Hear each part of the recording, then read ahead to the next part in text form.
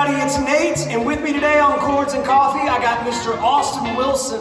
I got Elijah Perkins here on the drum. Austin's playing bass, and today we're going to talk about Let the Bass Bass. Am I right, fellas? Oh, that's right. How about a little drum lead in with a little bit of I love it. Here we just go. like that.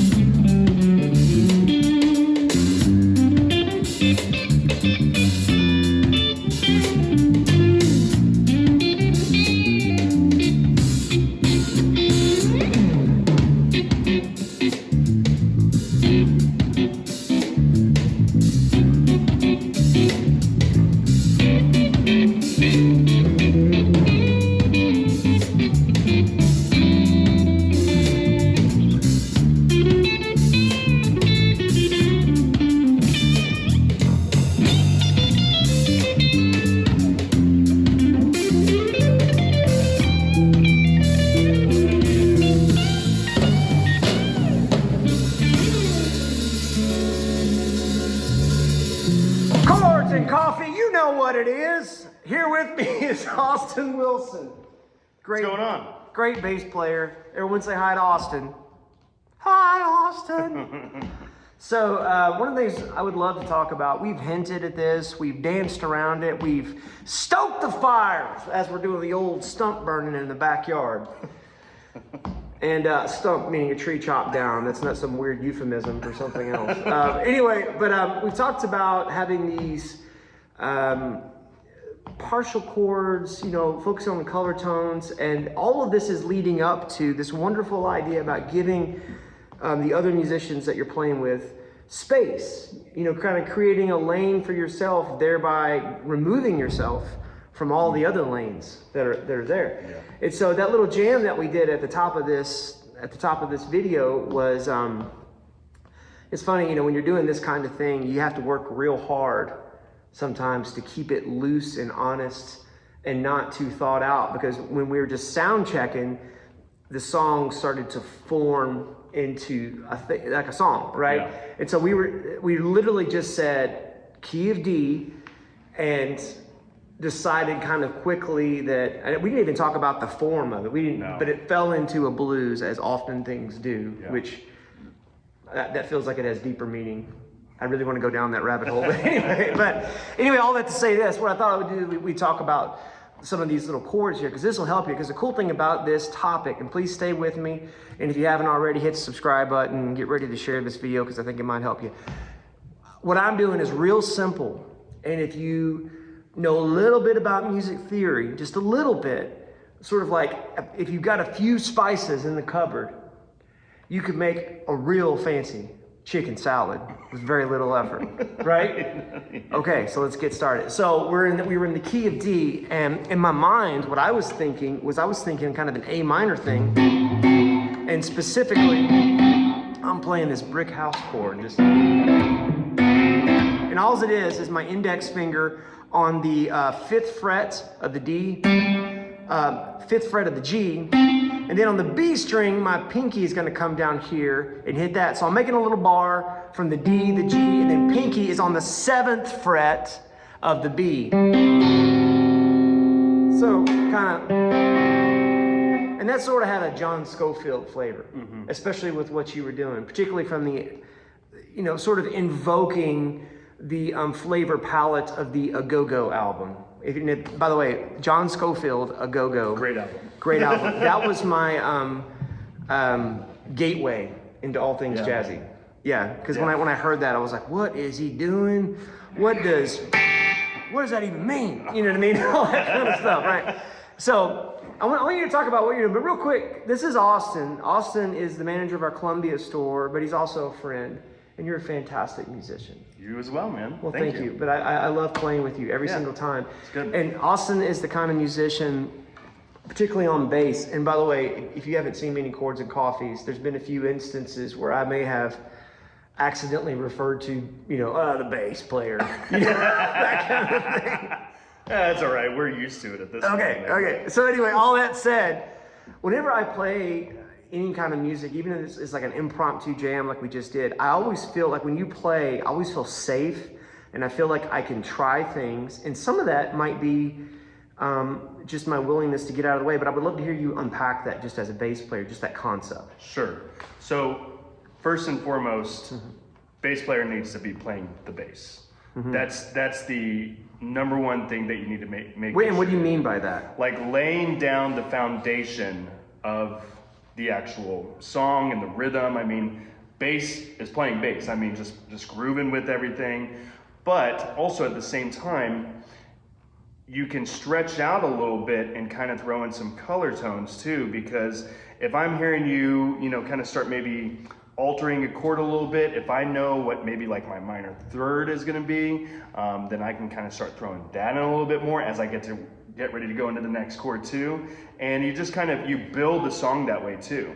And so again, the very first thing that I think is the most important thing, because sometimes bass players will just get in the way of each other, and they will try to play too much, and it's like, man, stop. I mean, I've had people tell me a long time ago, honestly, the biggest criticism and best compliment I ever got was from a friend of mine. I'm not gonna say his name here, but I was just like playing like Jocko type stuff and just going to town. We got done with the first set. He goes, man, you sound great, but when are you gonna start playing the bass? Go! Hot take! And I was like, By the way, only a real friend would say that to you. You know what I'm saying? And I mean, dude, it changed my life. Yeah. Because I was like, you know what, man, I don't need to be so flashy all the time. So like when we were downstairs just jamming that, I'm just playing, just simple. So what are you thinking right there? I'm just thinking kind of what Elijah was setting up, just kind of just going off of what you're doing.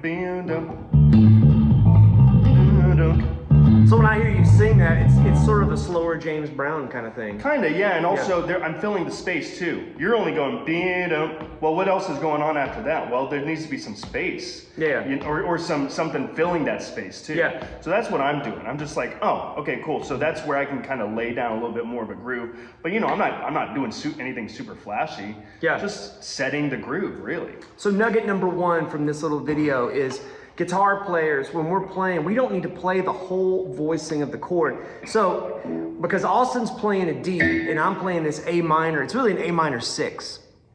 But because I'm playing this A minor chord over the D, the net result is this. Now go ahead and play what you were playing, if you don't mind, and I'm gonna play this D9 chord. I want to show you something real quick. So 1, 2,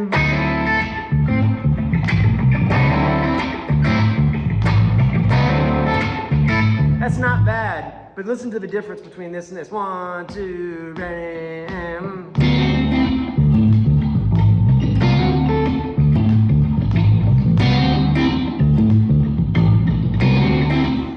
To me, that second one has a more interesting flavor because I'm playing less. Yeah. Nugget number 2 is, if I play an A minor while he's playing a D, 1, 2, ready, go. Do you hear that? That is way more interesting to me than this. 1, 2, ready, go. Oh, yeah. Now I'm playing just a D7. Now, hold on. I just read somebody's thoughts. It's a gift. But right now, someone's thinking, what are you saying, just playing a D7 while he's playing a D is wrong? We're not talking about right and wrong right here. We're talking about, that's why the cooking analogy is so powerful when it comes to music. Because when you're talking about cooking, like, the way my mother-in-law, and I recognize dangerous ground I'm treading right now. The way my mother-in-law and the way my mom make a lasagna is different. Sure. And it tastes different. But if you're just looking at it from the 20,000 foot view, it's ground beef and a little bit Italian sausage and ricotta cheese. It's the same kind of stuff. It's the same kind of stuff. It is the attention to detail and the flavor and the willingness to leave some things out so that you can put other things in, where your flavor starts to manifest itself. And my whole agenda for this whole Chords and Coffee thing is to help you become a better guitar player through encouragement, through giving you everything I got, right? And I'm bringing friends in to help me. And so right and wrong when it comes to music is frequently not the situation. Are there? Yes, of course, there's wrong notes, right? But it's certainly situational, right? So moving along. So when we started doing this jam, so I'm thinking A minor. So right now that ought to be the nugget number 2.5, I guess.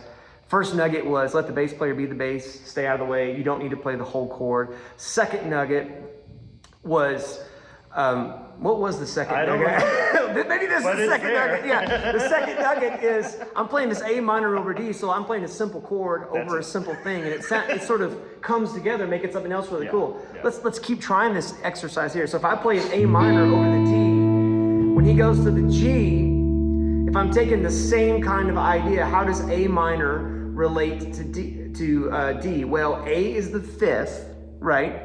And it's a minor chord. So if I play the fifth of D, which is what? Fifth of G, you mean? G, it's a D chord. Sorry, the fifth of G, stay with me. I can't even stay with myself. The fifth of G is a D chord. So if I play a D minor over his G, it should sound similar. 1, 2, ready, go.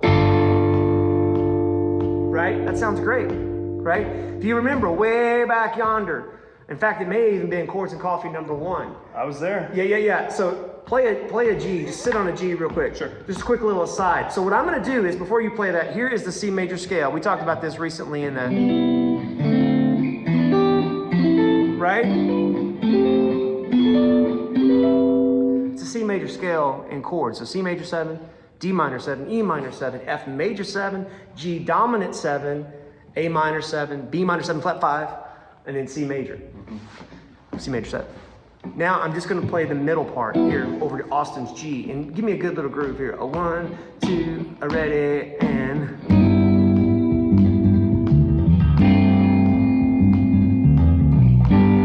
It sounds like an intro to a song, right?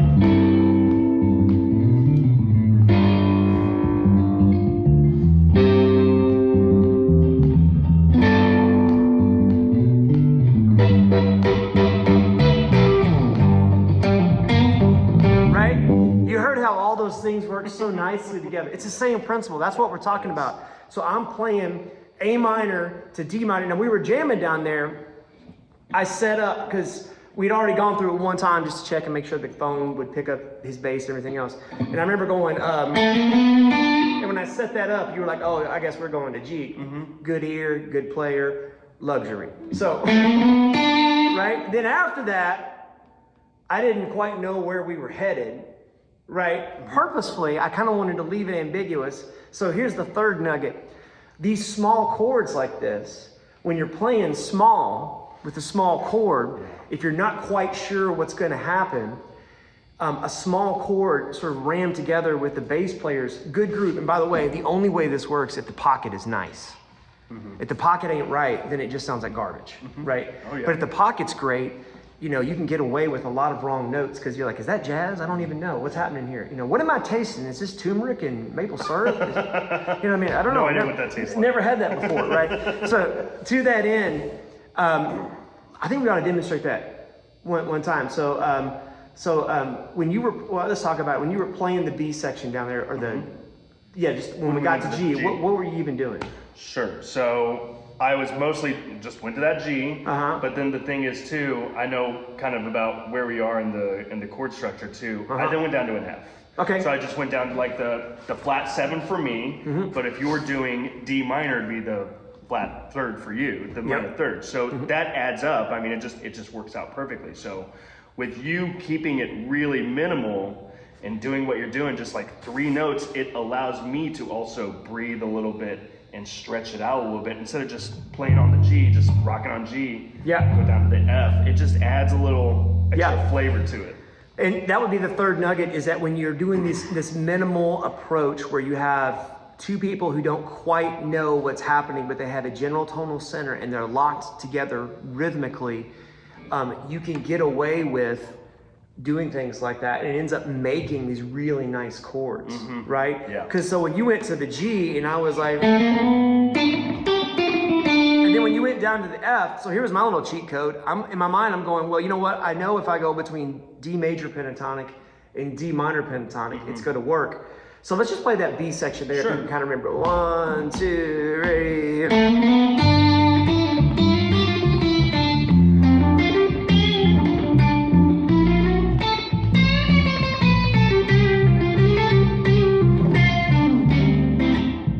Right? So there was a moment there where I had a wrong note, but it didn't last that long, and so it just sounded kind of spicy, right?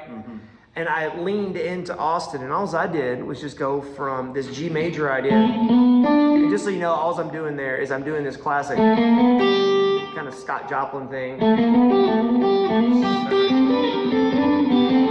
that thing, right? And so I'm going 2nd fret of the G, 3rd fret of the G, 4th fret of the G, classic country lick, cliche. Or just ingrained Southern accent. Chili powder goes in chili, folks. It's that easy. Okay, so, and then I went to the 3rd fret of the high E, and then some G pentatonic after that, and then D minor pentatonic, which worked with his F. And then what did you do after the F? Because we got into danger note. Yeah. So I went to a B flat, which is the minor 3rd of G. Yeah. And then I was just walking it back up. So on the jam, I remember that because what happened was my ear caught that, and then we were able to, like, the more we did that together, the more it started to sound right. So here's the thing, tip number 3.5. When you're hopefully, I want you to start a band, or I want you to at least find somebody you can jam with, right?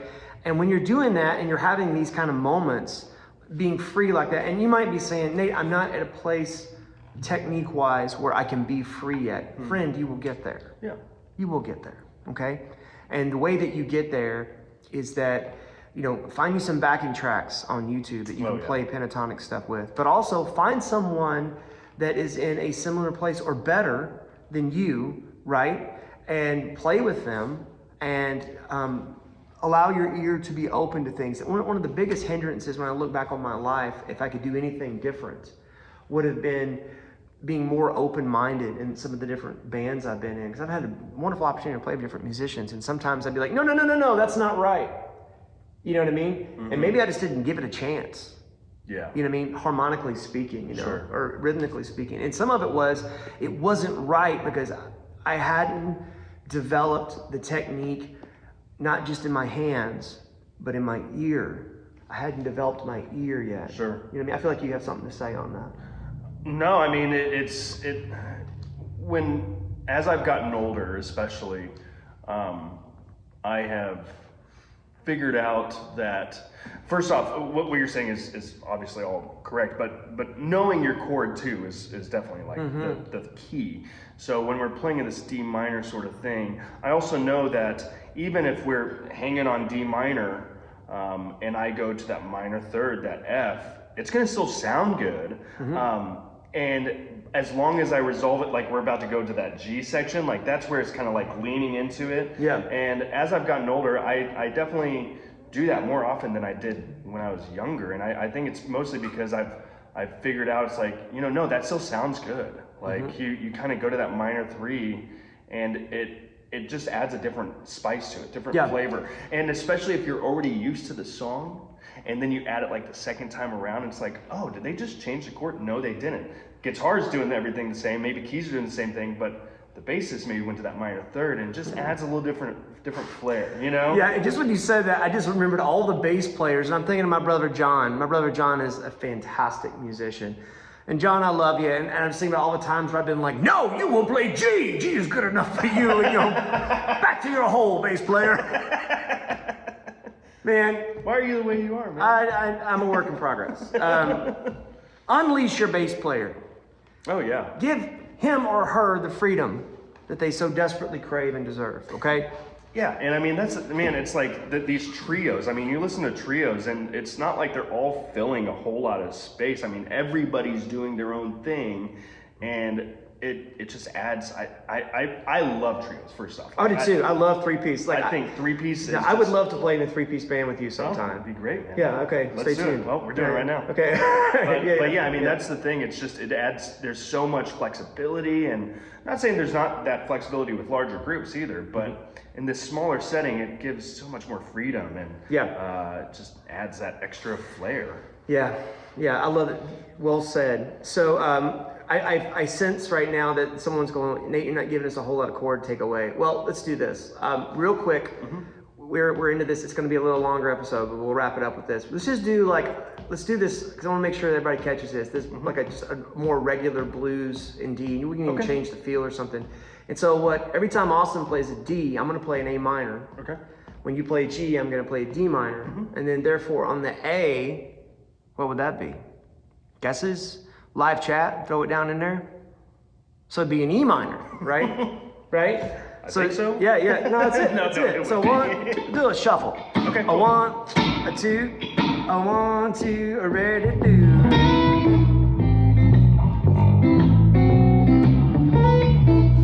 And right now I'm just thinking A minor 9. Now we'll go to D minor.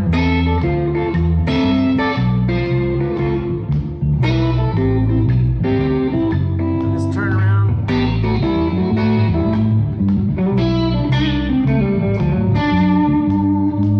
Now kind of a solo-y activity.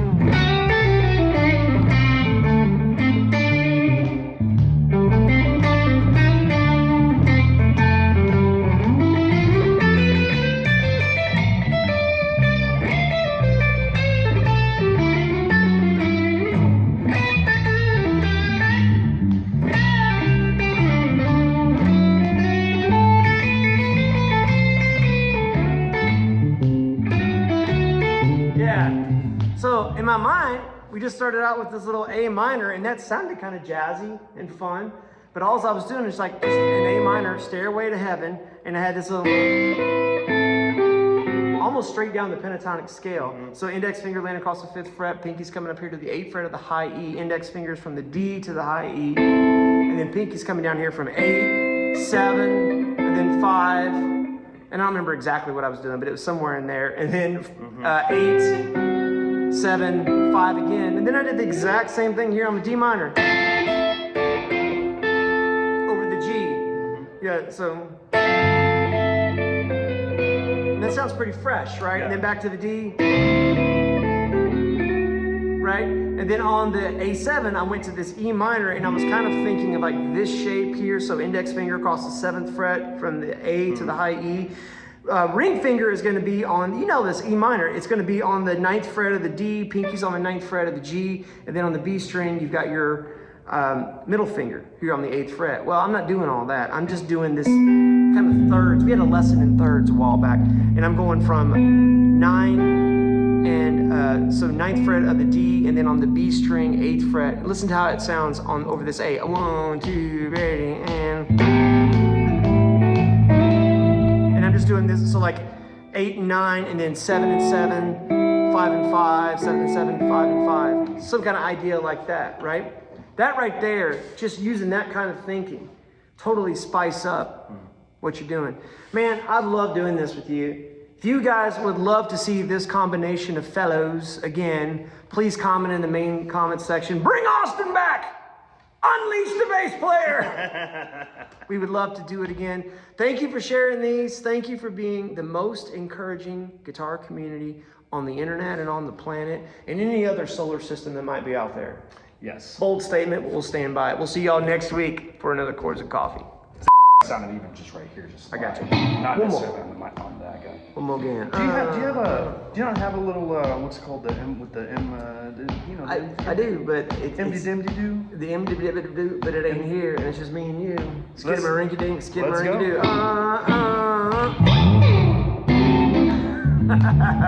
go. doo.